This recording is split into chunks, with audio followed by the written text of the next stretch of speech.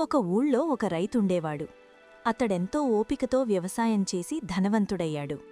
అతనికి లేకలేక ఒక కొడుకు పుట్టాడు. చిన్నప్పటినుండి అతిగారం చేసి పెంచడం చేత వాడు వట్టి పోకిరివాడుగా తయారయ్యాడు. మంచినీళ్లలా డగ్గును వృధా చేసేవాడు. చదువు అబ్బలేదు. కాని చెడుతిరుగుళ్ళు మాత్రం అలవడ్డాయి. బాగా ఆలోచించి రైతు ఒకనాడు తన కొడుకును దగ్గరకు పిలిచి, బాబూ, నేను చనిపోయిన తర్వాత ఈ ఆస్తి అంతా నీదే అవుతుంది. కాని ఈ ఆస్తిని నీవు నిలబెట్టుకోలేవేమోనని బాధపడుతున్నాను. కనుక నీవు కూడా డబ్బు సంపాదించగలనని నిరూపించు. వెంటనే ఆస్తినంతా నీకిచ్చివేస్తాను అన్నాడు.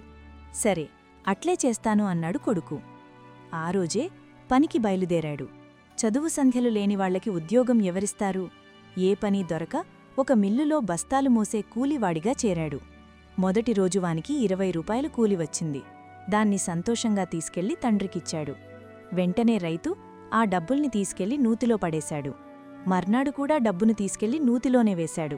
4 రోజులు అట్లా పడవేసిన తర్వాత 5వ రోజున తండ్రి డబ్బును నూతిలో పడవేస్తుంటే అడ్డుకుని, అదేంటి నాన్నా, నేను ఎంతో కష్టపడి మూటలు మోసి సంపాదించిన నా కష్టార్జితాన్ని అలా నూతిలో పడేస్తున్నావెందుకు అని అడిగాడు కొడుకు. దానికి సంతోషంతో రైతు కొడుకు వీపు చరుస్తూ, ఈ సమయం కోసమే నేను చూస్తున్నాను. నీ సంపాదన నీళ్ల పాలవుతోందని బాధపడిపోతున్నావు. నా సంపాదనను నీవు పాడు చేసినప్పుడు నేనెంత బాధపడ్డానో నీకు తెలియచెప్పడానికి నేనట్లా చేశాను. డబ్బు సంపాదించడమే కష్టం, ఖర్చు చేయడం బహుతేలిక. ఈ విషయం నీకిప్పుడు అర్థమైందని అనుకుంటున్నాను. తన తప్పు తెలుసుకున్నాడు కొడుకు. తన్ను క్షమించవలసిందిగా తండ్రిని కోరి అప్పటినుండి దూబరాగా ఖర్చు చేయడం మాని పొదుపరి అయ్యాడు. నీతి: కష్టం విలువ తెలిసినప్పుడే మనిషికి డబ్బు విలువ తెలుస్తుంది. సొంతంగా చెమటోడిచి సంపాదించినప్పుడే ఆ ధనాన్ని వృధా చేయకూడదనే స్పృహ కలుగుతుంది. తల్లిదండ్రుల కష్టాన్ని ఆవిరి చేయడం సులభం.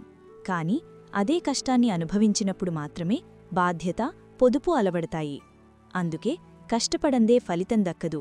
కష్టం తెలియనివాడికి విలువ ఉండదు.